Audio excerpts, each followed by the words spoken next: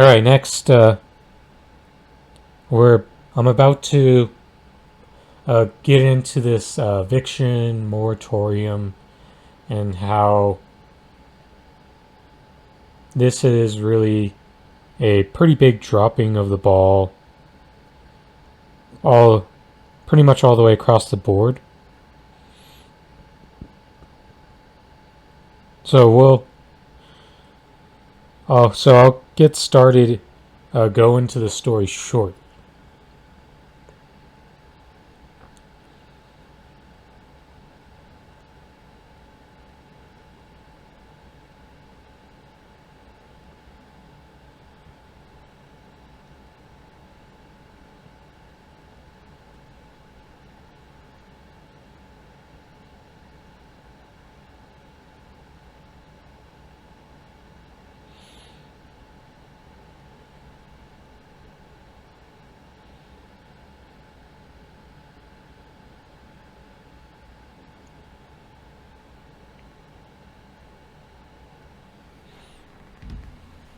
All right, let's get going here.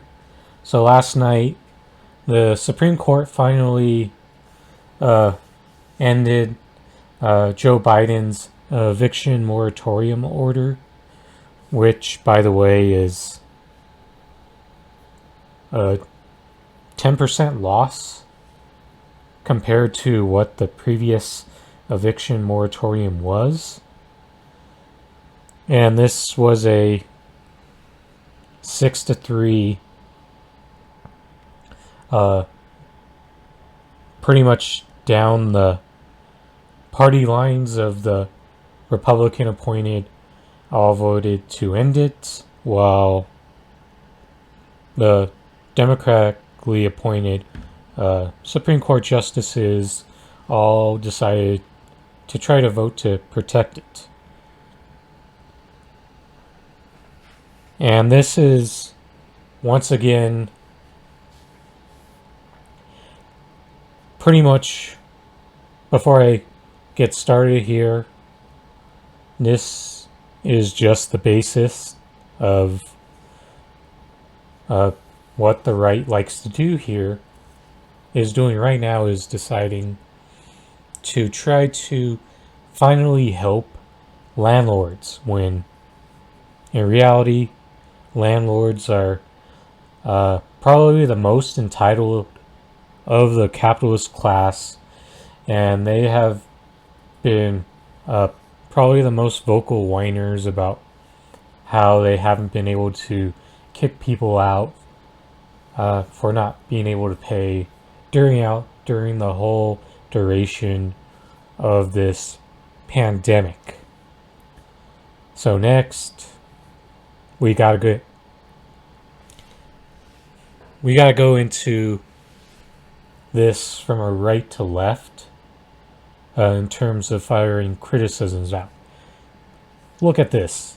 The right is actually celebrating the fact that all these people are about to become homeless in the coming days.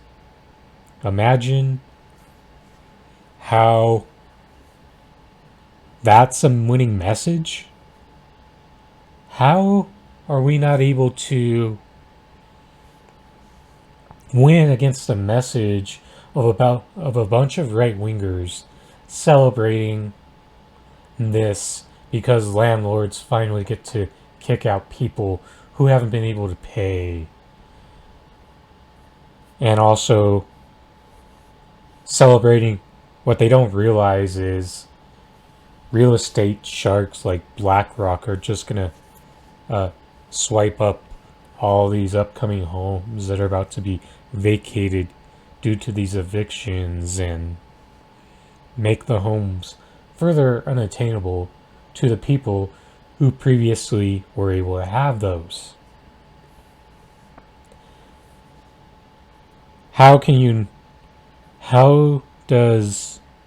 Do you not have a message that outwins that?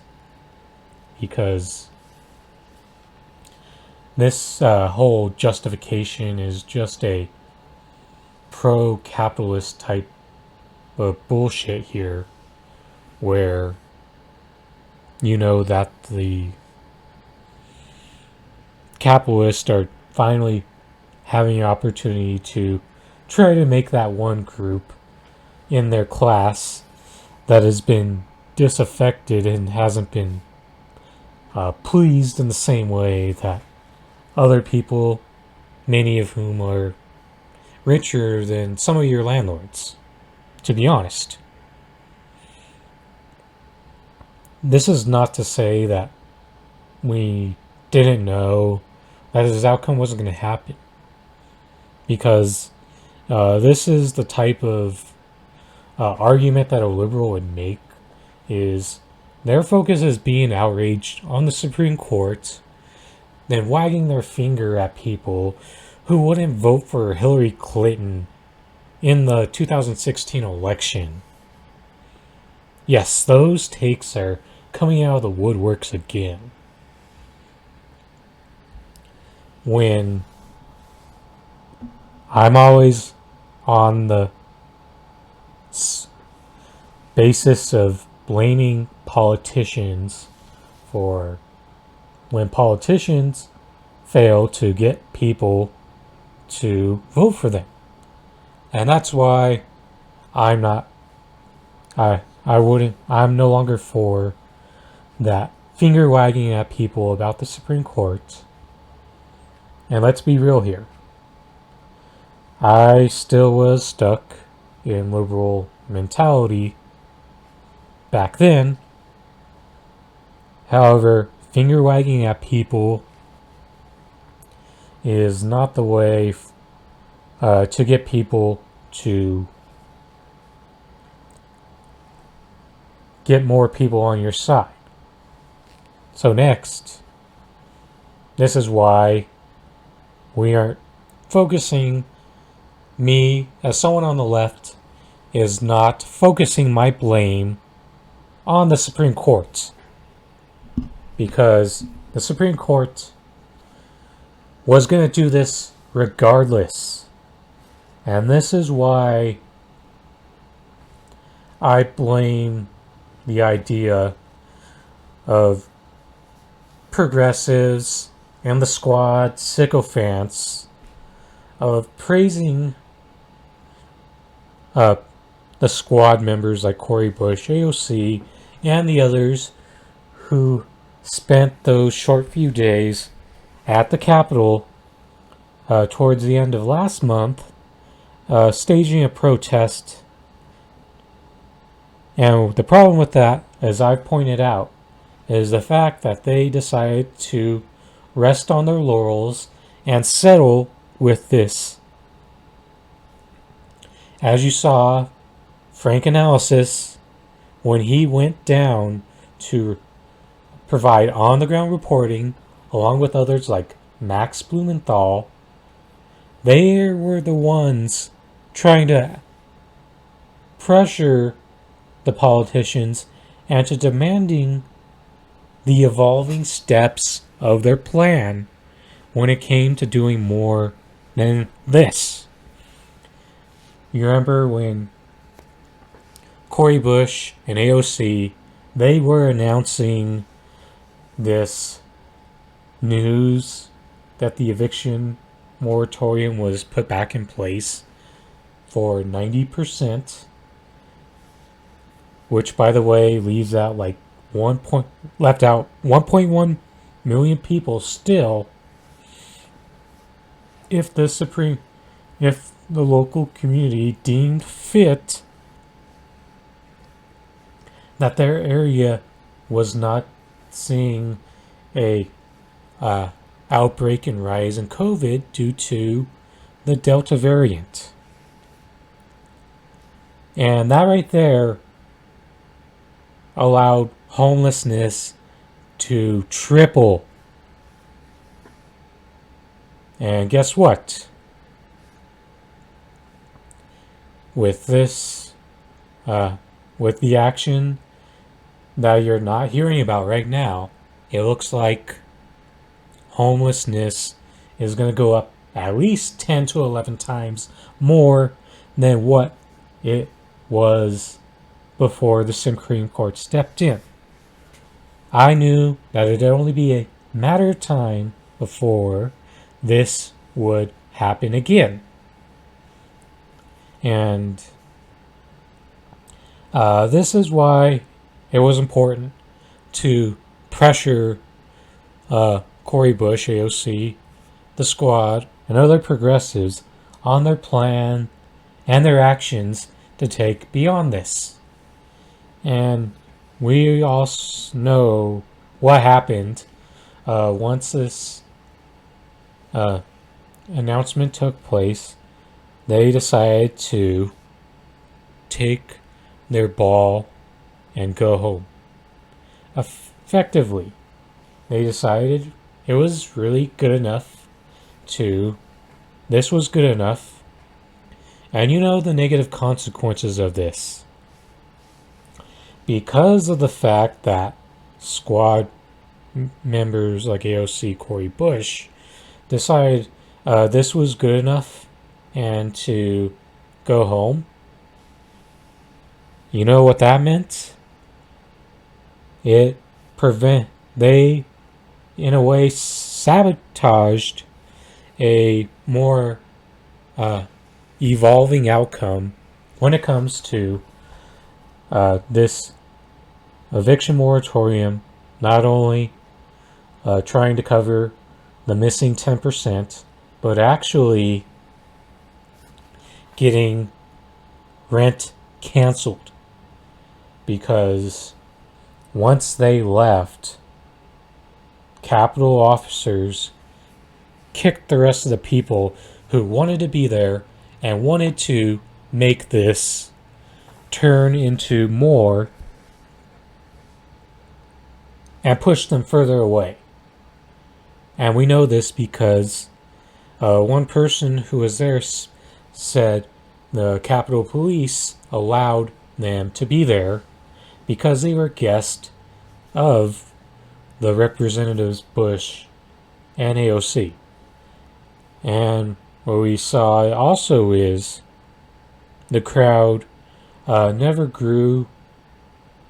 really grew beyond what it was, because there would be moments where a bunch of people in the electoralism progressive network would show up, and these would be the times where you'd see the biggest amount of people at the Capitol steps. But then once all the politicians who were there to try to ramp up good PR all left, then you saw the crowd really dwindled, and it was a significantly smaller crowd. And even though some of the people there are more in agreement with the electoralism type of ideas, they were at least there to strive for more. With the leftists who are about trying to work outside of the political system and build a power structure completely independent of that. And there are people who feel like they need to, they can't let go of the electoralism in the same way that others do, but they're at least more supportive to the ideas of building outside power. Because when you think about it, how is the system going to allow you to build that from the inside? But before I jump too far off into a tangent here, we've seen that progressives remained pretty much silent on the building steps here. And I pointed out that back in the beginning of this all, this really AOC and Cori Bush, I feel like they lucked their way into taking this extension into overtime. And based on what they've said, I really did feel like they tried to use the proper back channels in a way that makes them look naive, when what they really needed to do was use the bully pulpit a lot sooner in order to do this.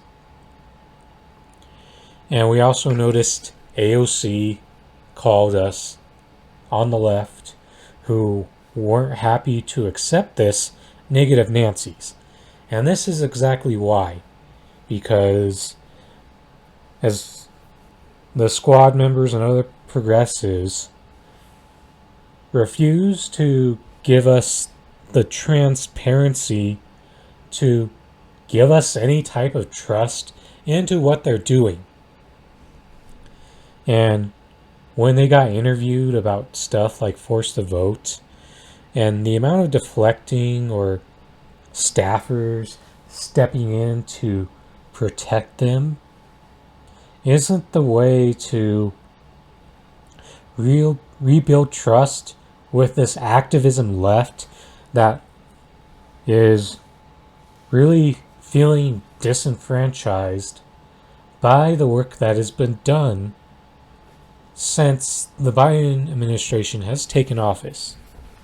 And what you see from the squad sycophants and progressives is that they're smearing us as unreasonable and having a bias of constantly trashing them. Look, yesterday I uploaded a video giving a bit of proper praise for Ilhan Omar asking for Daniel Hale to be pardoned. But I also offered further steps that needed to be done in order to make sure their action evolved beyond a strongly worded letter and tweeting, because that, in essence, has been the brand of the squad to date. And this homelessness issue is about to blow up tenfold. And it really feels like they had no fucking plan. We asked them, Franco that is, what's your plan to get rent cancellation? Don't, we'll take care of that later. That's why I'm not convinced that I can take them seriously or trust the plan as the elite managerial left likes to put it. And this right here is going to be a major problem. And when you get left out to dry by politicians who refuse to take help activists from the inside, you get shit like this, and you also are left to fight the battle on your own. Because even with states who are getting the funds to actually cover the overdue rent that is built up over these several months, what is happening is the states are hoarding it, or you'll see in a moment what happens in other instances. But overall, this is the problem with this. I said that this was the establishment loved this because this was I think there are people who believe that regardless of whether this sit-in, this camping outside of the Capitol steps happened or not, that they were going to probably, whether it's Joe Biden or Nancy Pelosi, they were going to find a way to extend that moratorium irregardless. But they had an opportunity to leverage a way to try to sheep herd the left back into the squad and continue to string them along in this abusive relationship with the Democratic Party. And that's why AOC and Cori Bush, among others, got to be the baby faces who were able to stage this performative act in order to get this result, which only led to a temporary kick of the can down the road, which isn't going to lead, which right now has all of them back on their heels, falling off of the top of the fucking crate pyramids and landing solidly on crates, because that's the type of... The crate challenge is a great way of putting how the squad's fight and strategy has looked since Joe Biden has taken over as president. They can get halfway up there, but then they fumble strategically and they fall very hard. And this to me is like when a basketball game goes in overtime. This extension was like their team getting on that quick 4 or 6 point run.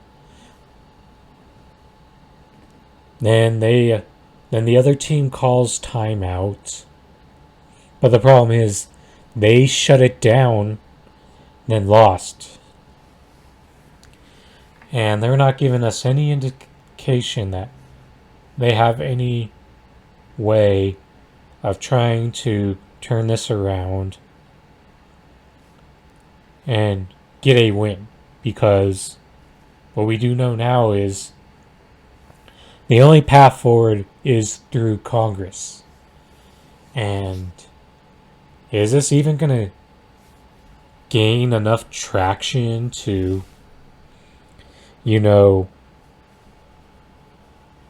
work its way through the budget reconciliation or the infrastructure package?